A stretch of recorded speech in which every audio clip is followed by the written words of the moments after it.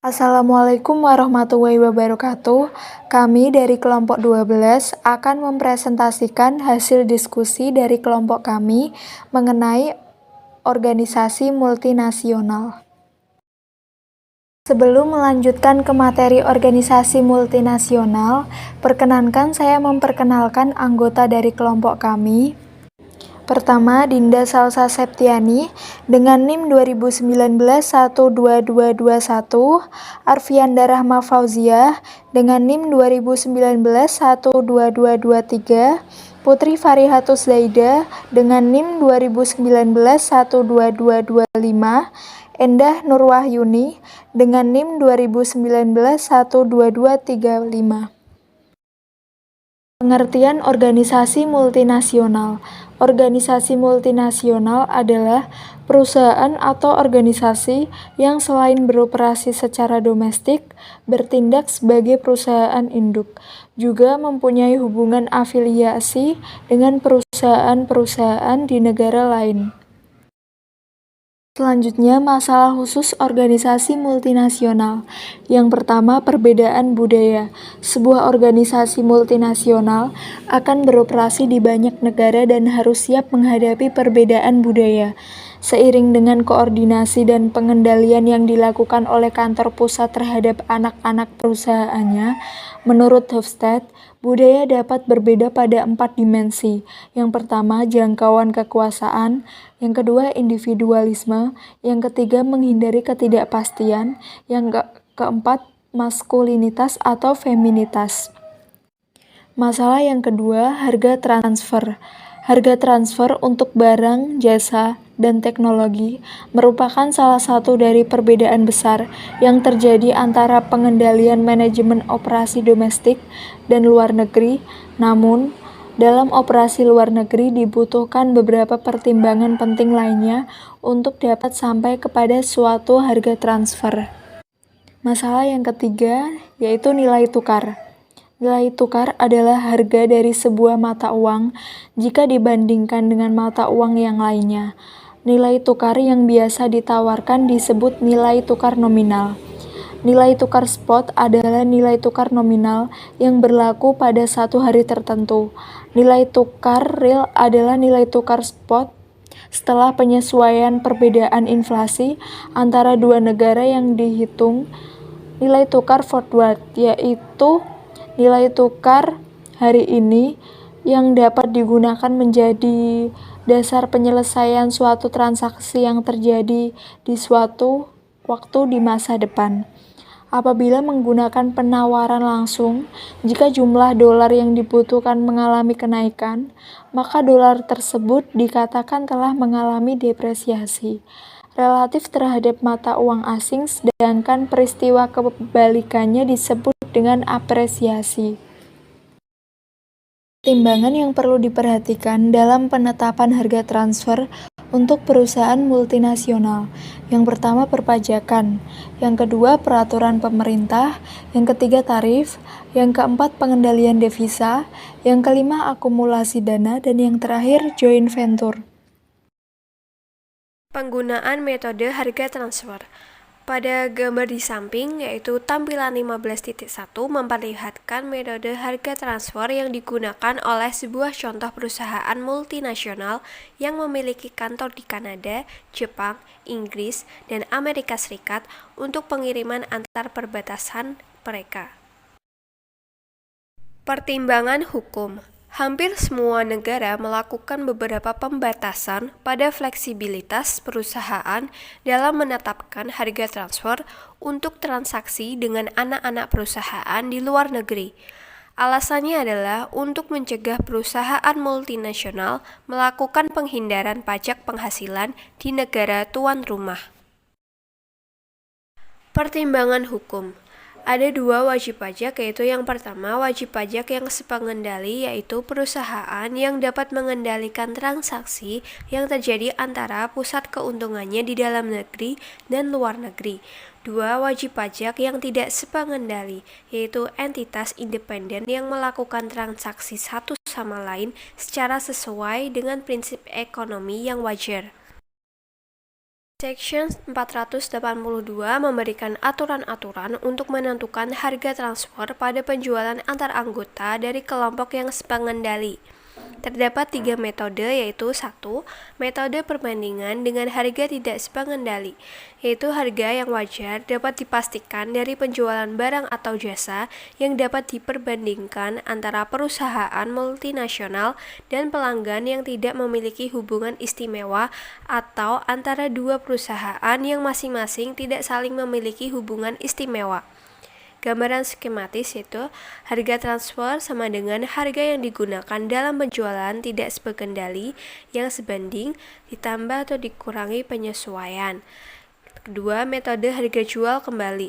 Dalam metode ini, wajib pajak bekerja mundur dari harga penjualan final pada saat kekayaan yang dibeli dari perusahaan afiliasi dijual kembali dalam sebuah penjualan tidak sepengendali. Gambaran skematis, harga transfer sama dengan harga jual kembali yang berlaku dikurangi markup yang memadai ditambah atau dikurangi penyesuaian. Ketiga, metode biaya plus. Menurut metode ini, yang menjadi prioritas terendah di antara ketiga metode yang diuraikan, titik awal untuk menentukan harga yang wajar adalah biaya untuk memproduksi produk dihitung menurut praktik akuntansi yang benar. Ke dalam biaya ini ditambahkan laba kotor yang wajar yang dinyatakan dalam persentase tertentu dari biaya dan didasarkan pada penjualan tidak sepengendali yang serupa yang dilakukan oleh pihak penjual atau penjual lain atau tingkat yang berlaku untuk industri tersebut. Gambaran skematis yaitu harga transfer sama dengan biaya ditambah markup memadai ditambah atau dikurangi penyesuaian. Implikasi dari Section 482. Dari sudut pandang pengendalian manajemen, terdapat dua implikasi penting dari Section 482 yang masing-masing dibahas di bawah ini. 1. Meskipun terdapat pembatasan hukum terhadap fleksibilitas perusahaan dalam menentukan harga transfer, namun masih terdapat cukup ruang gerak di dalam pembatasan ini.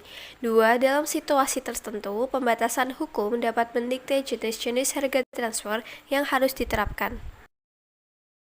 Ruang gerak dalam harga transfer. Ada dua kebijakan ekstrim dalam menangani masalah ini. Beberapa perusahaan mengizinkan anak perusahaan berurusan satu sama lain sesuai dengan prinsip ekonomi yang wajar dan membiarkan dampak akibat pajak serta tarif apa adanya. Pada sisi ekstrim yang lain, harga transfer untuk negara asing dapat hampir seluruhnya dikontrol oleh kantor pusat perusahaan dengan maksud untuk meminimalkan biaya total perusahaan, memaksimalkan arus kas dalam dolar, atau memperoleh kombinasi yang optimum untuk posisi mata uang. Pembatasan hukum dalam sistem harga transfer. Di dalam situasi tertentu, pembatasan hukum dapat meminta digunakannya sistem harga transfer tertentu atau sebuah sistem transfer yang disukai untuk tidak digunakan. Dalam situasi yang lain, pendekatan full cost yang implisit dalam Section 482 dapat membatasi kemampuan perusahaan untuk mentransfer beberapa produk kurang dari full cost-nya. Pada kepentingan minoritas, ketika kepentingan minoritas ikut terlibat, fleksibilitas manajemen puncak dalam mendistribusikan laba antara anak-anak perusahaan dapat sangat dibatasi karena pihak minoritas mempunyai hak hukum untuk memperoleh pembagian yang adil dari laba perusahaan. Dalam kasus ini, anak perusahaan harus sebisa mungkin melakukan transaksinya secara wajar. Nilai tukar. Nilai tukar merupakan harga dari sebuah mata uang jika dibandingkan dengan mata uang yang lainnya. Hal ini dapat dinyatakan baik sebagai jumlah unit dari mata uang negara induk perusahaannya yang diperlukan untuk membeli satu unit mata uang asing atau kita sebut dengan penawaran langsung, atau sejumlah unit mata uang asing yang diperlukan untuk membeli satu unit mata uang induk perusahaan yang disebut dengan penawaran tidak langsung. Nilai tukar yang biasanya ditawarkan disebut dengan nilai tukar nominal. Nilai tukar nominal yang berlaku pada satu hari tertentu disebut dengan nilai tukar spot, dan nilai tukar spot setelah penyesuaian perbedaan inflasi antara dua negara yang dihitung disebut dengan nilai tukar real. Ada juga nilai tukar forward, yaitu di mana nilai tukar hari ini dapat digunakan menjadi dasar penyelesaian suatu transaksi yang terjadi di suatu masa depan. Sejak terjadinya evolusi sistem nilai tukar mengambang pada awal tahun 1970-an, terdapat pergerakan yang substansial di dalam nilai tukar real.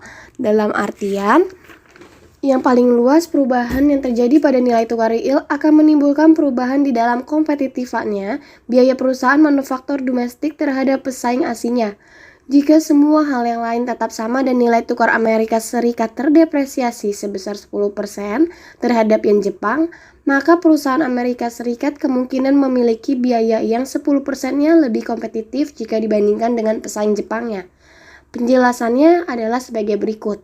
10% depresiasi real dari dolar Amerika Serikat akan dapat diartikan bahwa barang-barang yang dihargai dalam dolar Amerika Serikat menjadi 10% lebih murah dari dan lebih tinggi dari penyesuaian harga yang normalnya diakibatkan oleh inflasi di Amerika Serikat dan di Jepang. Berbagai jenis eksposur nilai tukar. Eksposur translasi atas nilai tukar merupakan eksposur dari neraca dan laporan laba rugi perusahaan multinasional terhadap perubahan yang terjadi di dalam nilai tukar nominal. Hal ini dikarenakan adanya fakta bahwa perusahaan multinasional harus mengonsolidasikan pembukuan mereka dalam satu mata uang, biasanya mata uang negara induk perusahaan, meskipun arus kas mereka didominasi dalam banyak mata uang. Eksposur transaksi adalah eksposur nilai tukar yang dimiliki oleh perusahaan untuk transaksi-transaksi antar negaranya ketika transaksi semacam itu dicatat hari ini, tetapi penyelesaian pembayarannya dilaksanakan di kemudian hari. Selama masa di mana pembayaran atau komitmen penerimanya masih belum dilakukan, nilai tukar nominal dapat berubah dan menimbulkan adanya risiko pada nilai dari transaksinya. Eksposur ekonomi adalah eksposur nilai tukar atas arus kas perusahaan terhadap perubahan nilai tukar real. Eksposur ekonomi juga disebut dengan eksposur operasional atau eksposur kompetitif terhadap nilai tukar. Pilihan metrik dalam evaluasi kinerja. Hampir semua responden memiliki sistem evaluasi performa kinerja yang membandingkan aktual terhadap anggarannya dalam menilai kinerja anak perusahaan. Pada dasarnya, terdapat 3 kemungkinan pemilihan metrik dalam penetapan dan pelacakan anggaran, yaitu nilai tukar yang berlaku pada saat anggaran ditentukan disebut dengan nilai tukar awal, nilai tukar yang diproyeksikan pada saat anggaran ditentukan disebut dengan nilai tukar yang diproyeksikan, atau nilai tukar aktual yang berlaku pada saat anggaran dilacak atau disebut dengan nilai tukar akhir. Permasalahan dalam perancangan sistem pengendalian. Dari sudut pandang evaluasi kinerja, di bawah ini adalah pertanyaan-pertanyaan penting di dalam perancangan suatu sistem pengendalian. Pertama, haruskah para manajer anak perusahaan dianggap bertanggung jawab atas dampak fluktuasi nilai tukar terhadap hasil akhir mereka? Yang kedua, haruskah induk perusahaan menggunakan mata uang negara induk perusahaan atau haruskah mereka menggunakan mata uang lokal dalam evaluasi kinerjanya? Selanjutnya, haruskah induk perusahaan menggunakan nilai tukar awal, nilai tukar proyeksi, atau nilai tukar akhir dalam menetapkan dan melacak anggaran? Haruskah induk perusahaan membedakan akibat dari perbedaan jenis eksposur nilai tukar sembari mengevaluasi kinerja dari manajer anak perusahaan? Jika iya, bagaimanakah caranya? Lalu yang terakhir, bagaimana seharusnya perbedaan jenis eksposur nilai tukar akan mempengaruhi evaluasi kinerja ekonomi dari anak perusahaan? Apakah seperti yang membedakan dari evaluasi manajer yang bertanggung jawab atas anak perusahaan tersebut? Efek translasi. Berikut merupakan contoh perusahaan Amerika Serikat yang mempunyai anak perusahaan di Prancis. Anak perusahaan diberikan sebuah target volume yang menjadi dasar dari penganggaran laba dari nilai tukar awal sebesar $1 atau FF10. Selanjutnya, asumsikanlah anak perusahaan Prancis tersebut melaksanakan keseluruhan penjualan dan pengeluarannya di Prancis. Ia tidak melakukan satu pun transaksi antar negara. Maka, anak perusahaan semacam ini disebut sebagai unit yang seimbang. Asumsikanlah anak perusahaan tersebut mencapai semua target volumenya, tetapi nilai tukar berubah menjadi FF11 atau dolar. Dengan nilai tukar baru, keuntungannya dalam dolar yang dihasilkan anak perusahaan hanyalah $0,91 atau varians yang tidak menguntungkan sebesar kurang lebih 10% terhadap anggaran di dalam nilai dolar. meskipun sebenarnya mereka telah mencapai sasaran volumenya. Exposure ekonomi. Sebuah sistem pengendalian yang secara efektif menangani exposure ekonomi memiliki perbedaan cara yang fundamental yang telah kita uraikan untuk exposure translasi. Dua tipe generik dari anak perusahaan dari perusahaan multinasional yaitu importir murni dan eksportir murni. Importir murni adalah anak perusahaan yang menjual sebagian besar produknya di dalam negerinya sendiri, tetapi mengimpor sebagian besar barang mentahnya dari luar negeri, atau baik itu dari perusahaan lain atau perusahaan luar. Eksportir murni adalah anak perusahaan yang menjual kebanyakan produknya ke luar negeri, atau baik kepada anak perusahaan lain maupun kepada perusahaan luar lainnya. Akan tetapi, induk perusahaan akan menderita kerugian translasi pada akhir tahun. Induk perusahaan tidak memiliki kendali atas pergerakan nilai tukar tersebut. Jika mereka menggunakan laba atau rugi akibat translasi di dalam mengevaluasi kinerja manajer anak perusahaan, maka akan timbul beberapa masalah. Yang pertama, hal ini akan membuat manajer anak perusahaan bertanggung jawab terhadap faktor-faktor yang berada di luar kendali mereka. Yang kedua, hal ini tidak akan menghilangkan adanya laba atau rugi akibat translasi. Yang ketiga, hal ini tidak memperhitungkan jenis exposure nilai tukar lain yang dihadapi oleh anak perusahaan. Yang keempat, hal ini akan mengacaukan kinerja manajer dan anak perusahaan.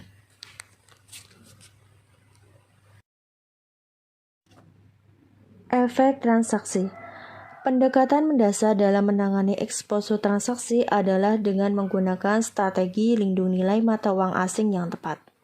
Lindung nilai adalah praktik yang berlaku umum di dalam perusahaan. Sebagai contoh, kapan saja perusahaan membeli asuransi, secara tidak langsung perusahaan tersebut tengah melakukan transaksi lindung nilai internasional, dan hal itu dipergunakan sebagai cara untuk mengatasi efek dari exposure transaksi. Teknik lindung nilai yang umum menggunakan pasar transaksi forward dan masa depan, juga pasar opsi valuta asing. Transaksi lindung nilai mungkin paling banyak dilakukan pada tingkat induk perusahaan, daripada menggunakan izin kepada masing-masing anak perusahaan untuk melakukannya.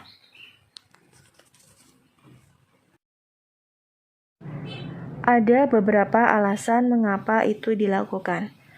Yang pertama, banyak perusahaan multinasional terdapat utang dan piutang di berbagai bagian dari keseluruhan perusahaan yang tentu saja dapat melakukan lindung nilai satu sama lain. Jika informasi atas semua transaksi semacam itu dikumpulkan dan ditangani melalui satu lokasi pemusatan, hal ini akan mengurangi biaya transaksi yang berhubungan dengan lindung nilai. Yang kedua, induk perusahaan mungkin mempunyai akses yang lebih luas terhadap berbagai jenis instrumen lindung nilai dengan jangka waktu tempo yang lebih lama daripada yang biasanya dimiliki oleh anak perusahaan. Yang ketiga, tidak ada alasan untuk menduga bahwa manajer dari anak perusahaan dapat meramalkan nilai tukar secara lebih baik daripada bendahara korporat. Bahkan, induk perusahaan mungkin tidak menginginkan para manajer anak perusahaan melakukan lindung nilai karena hal ini dapat menimbulkan risiko menjadi para manajer anak perusahaan menjadi spekulan nilai tukar.